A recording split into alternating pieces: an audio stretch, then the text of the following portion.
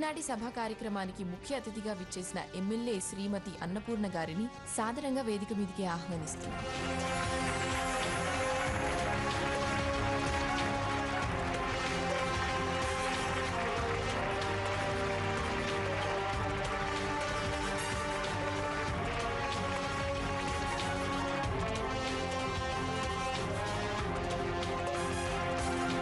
అలాగే ప్రముఖ పారిశ్రామికవేత్త శ్రీ కాంతారావు గారిని, పురస్కారానికి పోటీలో నిలిచిన శ్రీ భాగీరథి దేవి గారిని, శ్రీమతి పిఠాపురం మంగమ్మ గారిని వేదిక మీదికి ఆహ్వానిస్తున్నాం.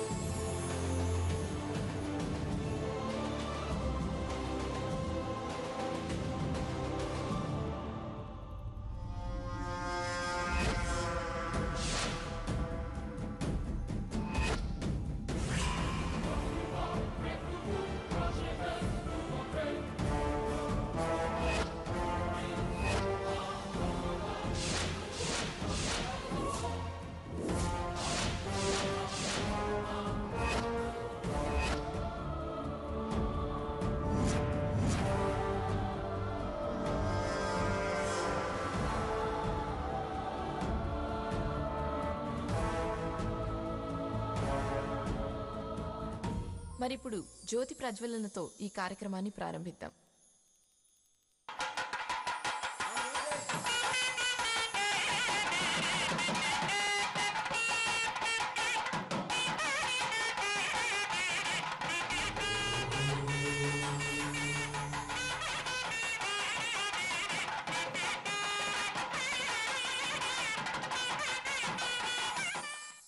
శుక్లాం భరతరం విష్ణుం శశివర్ణం చతుర్భుజం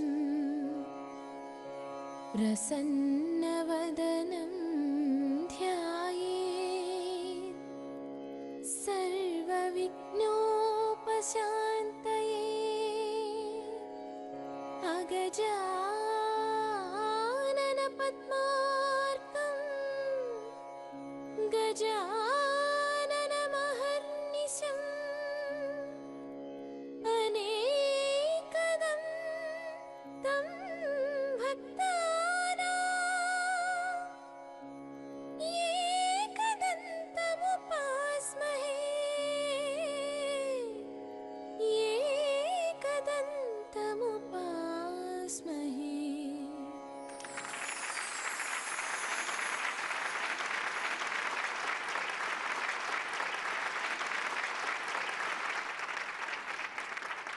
ఇప్పుడు ఈ పోటీలో విజేతలెవరో నిర్ణయించబడతారు. ఇప్పుడు ఈ స్టేజ్ మీద 5 బాక్సెస్ ఉన్నాయి.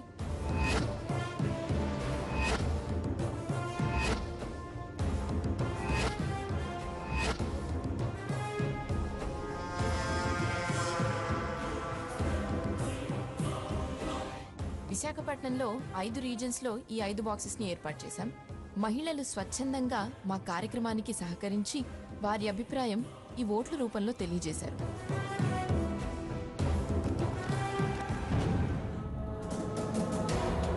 మీ అందరి సమక్షంలో ముఖ్య అతిథి గారు వాటి సీల్ని ఓపెన్ చేస్తే ఓట్లను లెక్కిస్తాం. బాగున్నారా మంగమ్మ గారు? బాగుండబట్టేగా పోటీలో నిలబడింది. అంతేలే, పోటీలో మాత్రమే నిల్చోగలరు. నువ్వు ఇలాంటి చోటకి మాత్రమే రాగలవు. శుభకార్యాలకు అర్హత లేదుగా. కర్మను వెక్కిరించటం గొప్ప అనిపించుకోదు. వెలితిని వెక్కిరించడం గొప్ప కాదుగా. మరి అహంకారం తగ్గించుకోవడం మంచిది. ఉచిత సలహాలు మానుకోవటం కూడా మంచిది. అందర్నీ పోగొట్టుకున్నావు, ఇంకెందుకు పొగరు? నేను పోగొట్టుకున్నాను. నీకు ఉండే లాభం పక్కన లేరుగా.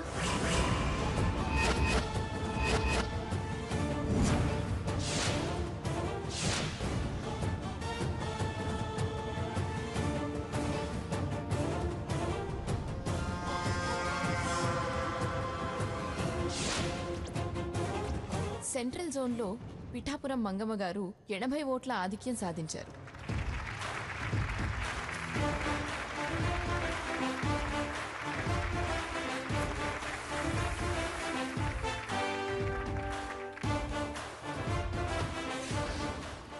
ఈస్ట్ జోన్ లెక్కింపులో భాగీరథి గారు 120 ఓట్స్ ఆధిక్యం సాధించారు.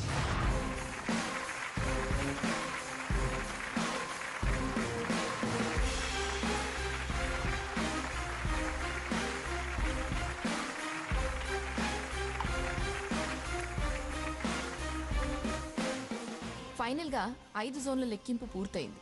ఎవరు ఆధిక్యం సంపాదించారో, ఎవరు మహిళారత్న బిరుదు సొంతం చేసుకోబోతున్నారో ఈ పాటికే మీ అందరికి అర్థమైపోయి ఉంటుంది.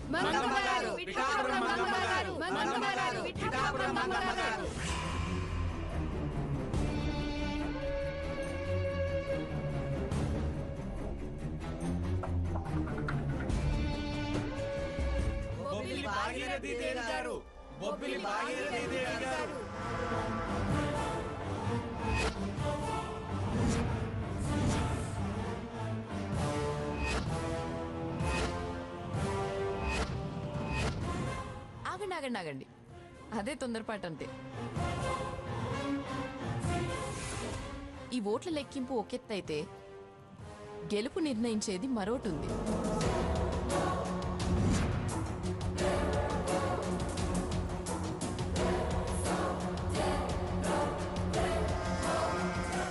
ఏమిటది? ఇంకా ఏమిటి? ఆడియన్స్ పోల్ కూడా ఉంది.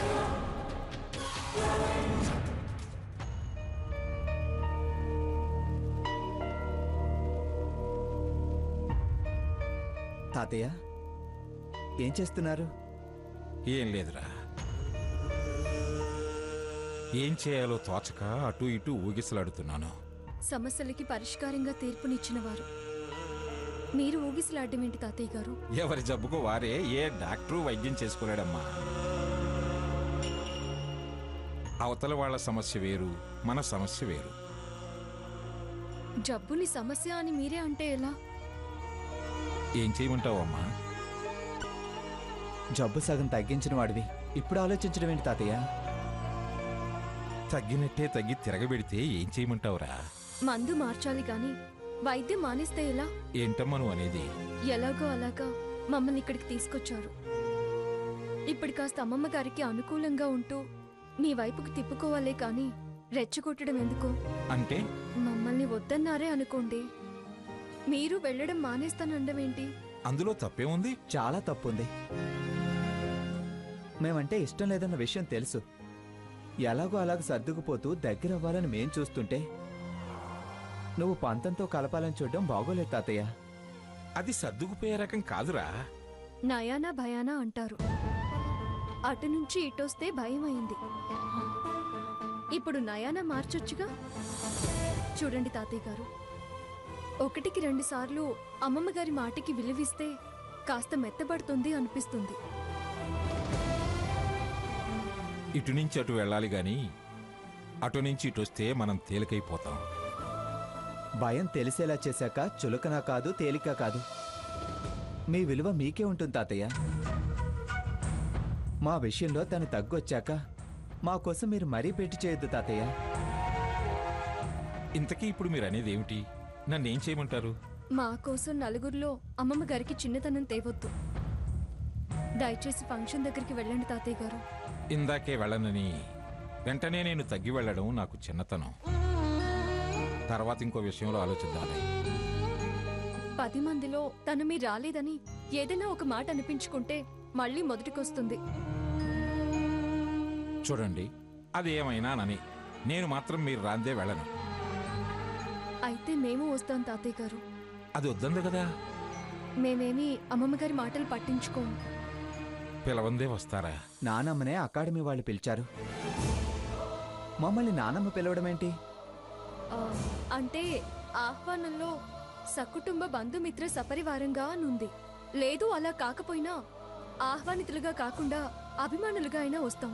ఎందుకొచ్చారు అని అవమానిస్తే? ఆ జనంలో మమ్మల్ని ఏమీ అనరు. అమ్మమ్మ గారు నలుగురిలో బయటపడి తను చెడ్డ అనిపించుకోరు. దాని గుణం బాగానే కనిపెట్టావే. అందుకే బయలుదేరండి తాతయ్య గారు, వెళదాం. ఆ, అత్తయ్య గారిని మామయ్య గారిని కూడా పిలవండి. వాళ్ళ సంగతి నాకు వదిలేయండి. మీరు తయారయ్యారండి, వెళదాం. నాకు అది ఘనంగా బహుమతి అందుకుంటుంటే చూడాలనే ఉంది. అదేమన్నా నాకు శత్రువా? పదండి పదండి, త్వరగా రెడీ అయ్యండి. థ్యాంక్స్ తాతయ్య థ్యాంక్స్ గారు. తాతయ్య. పద.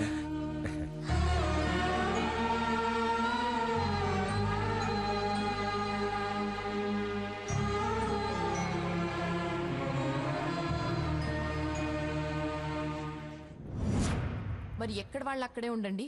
మా వాళ్ళు మీ వద్దకు బాక్సెస్ తీసుకొస్తారు. మీ ఒపీనియన్ చిట్స్ లో రాసి ఆ బాక్సెస్ లో వేసేయండి. చూడండి, ఆడియన్స్ పోల్స్ కన్నా ముందు నేనొక విషయం అకాడమీ వారిని స్పష్టంగా అడిగి తెలుసుకోవాలనుకుంటున్నాను. ఏంటండి అది? మీరు వేటిని ప్రామాణికంగా తీసుకొని ఈ పోటీ నిర్వహిస్తున్నారో అది మీ నిబంధనల్లో ఉంది. వాటిలో ఇంటా బయట తమ విధులు ధర్మాలు అంటూ ఒక విషయం ఉంది. దాని గురించే ప్రశ్నించదలుచుకున్నాను. ప్రశ్నించడానికి ఏముందండి? మీరిద్దరూ ఇంట గెలిచి బయట విజయాలను అందుకున్న వాళ్లే కదా. మీరు అనేది కరెక్టే కావచ్చు, కానీ నేను మరొక ముఖ్యమైన విషయం మీ అందరి దృష్టికి తేవాలనుకుంటున్నాను.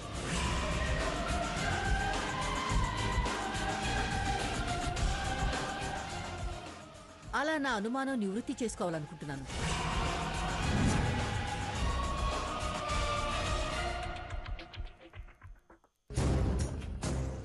మా కుటుంబ విషయానికి వస్తే నేను నా మనవరాలు తప్ప ఇంకెవరూ లేరు. దానికి ఊహ తెలియని వయసులోనే అందరినీ పోగొట్టుకుంది. నేను ఒంటరి పోరాటం చేశాను. కానీ మంగమ్మగారి విషయం అలా కాదు. వారికి సాయంగా వారింట్లో చాలా మంది ఉన్నారు. అలాంటప్పుడు ఈ పోటీల సమానత్వం ఎలా ఉందనుకుంటున్నారు?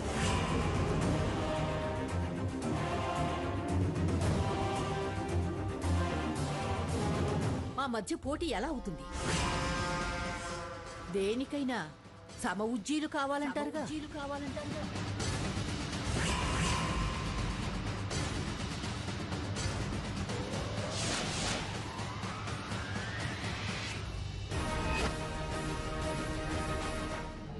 అమ్మా, మేం వ్యక్తులని వారి వ్యక్తిత్వాలని పరిగణలోకి తీసుకున్నా స్వతహాగా మీ ధర్మాలు పాటించిన వారిగా గుర్తించాం. కానీ కుటుంబ సభ్యుల సంఖ్యని పరిగణలోకి తీసుకోలేదు. మీ వ్యక్తిగత ప్రతిభా పాటవాలే మాకు ప్రామాణికం. ఆఫ్ కోర్స్, కానీ మీరు ఇంకొక విషయం గమనించాలి.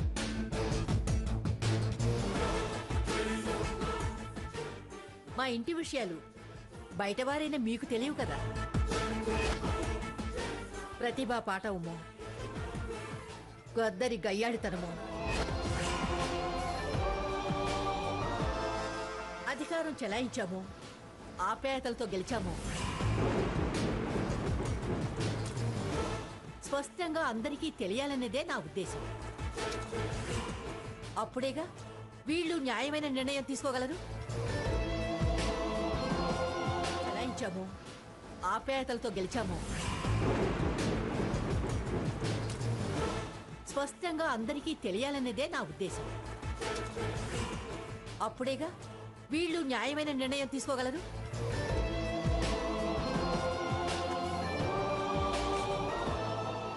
అంటే ఏమిటి నీ ఉద్దేశం? నేను మా ఇంట్లో వాళ్ళని భయపెడతానా? చూడండి, ఇది సభ. అలా ఏకవచన సంబోధన అభ్యంతరకరం.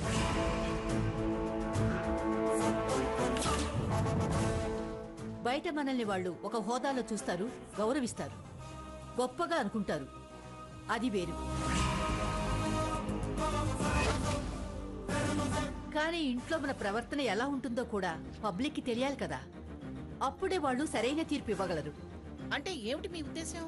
ఇక్కడ ఉన్న వాళ్ళందరినీ మీ ఇంట్లో 10 రోజులు మా ఇంట్లో 10 రోజులు ఉండమంటారా మీరు? అవసరం లేదు. మనం మన ఇంట్లో ఏంటో తెలిసే ఒక్క ఉదాహరణ చెప్తాను. దాన్ని బట్టి ఓ అంచనాకి రావచ్చు. ఏమిటది? తెలుగు కాంతుల అకాడమీ వారు ప్రతిష్టాత్మక పురస్కారం ఇస్తున్నారని మన ఇంట్లో అందరికీ తెలుసు కదా. ఉమ్, నాకున్న ఒక్క మనవరాలు నాతో పాటే వచ్చింది. కానీ మీ ఇంట్లో అందరు ఉండి కూడా మనవరాలు మనవడితో మాత్రమే వచ్చారేమిటి?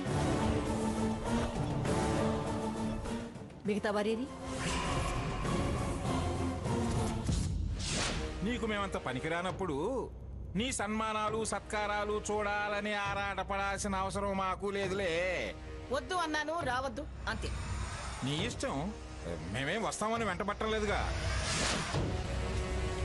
మీరంటే వాళ్ళకి నచ్చక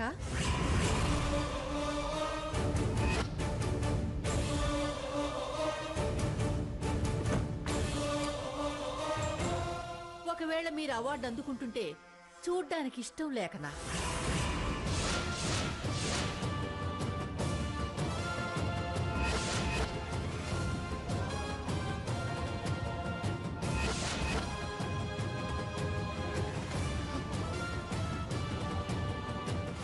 పది మందిలో చిన్నతనంగా ఉండదా?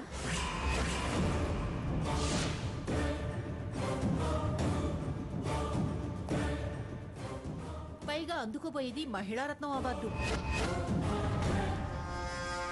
10 మందిలో చిన్నతనంగా ఉండదా?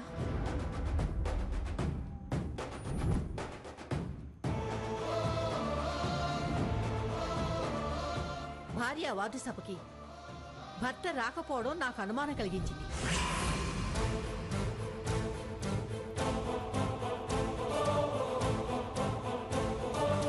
మందిలో చిన్నతనంగా ఉండదా?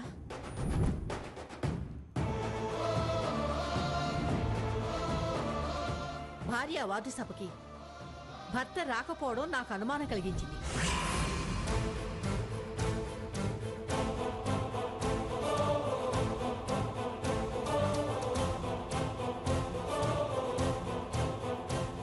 వారు వచ్చుంటే ఈ చర్చకి అవకాశం ఉండేది కాదు.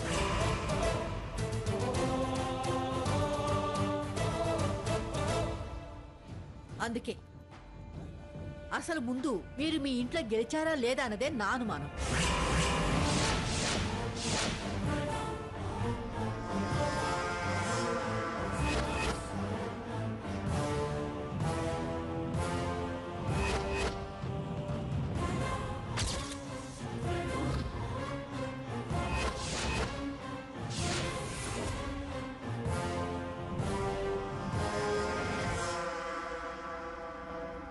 కారణం చెప్పలేని పరిస్థితి అయితే చెప్పొద్దు.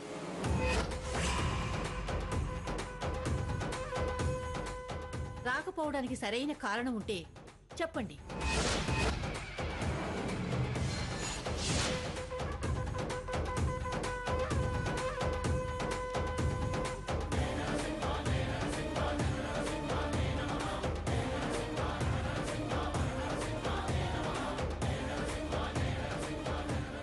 ప్రతి పురుషుడి విజయం వెనక ఒక స్త్రీ ఉంటుందంటారు.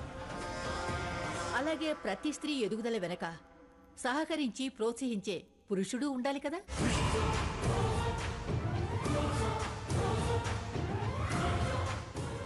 అలాంటప్పుడు ఖచ్చితంగా మీ శ్రీవారు వచ్చుండాలి కదా.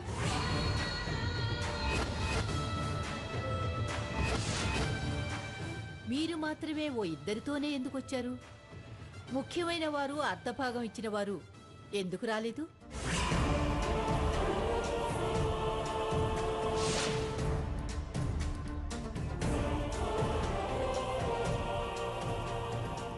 సమాధానం చెప్పగలిగితే చెప్పండి. లేకపోతే పోటీ నుంచి తప్పుకోండి.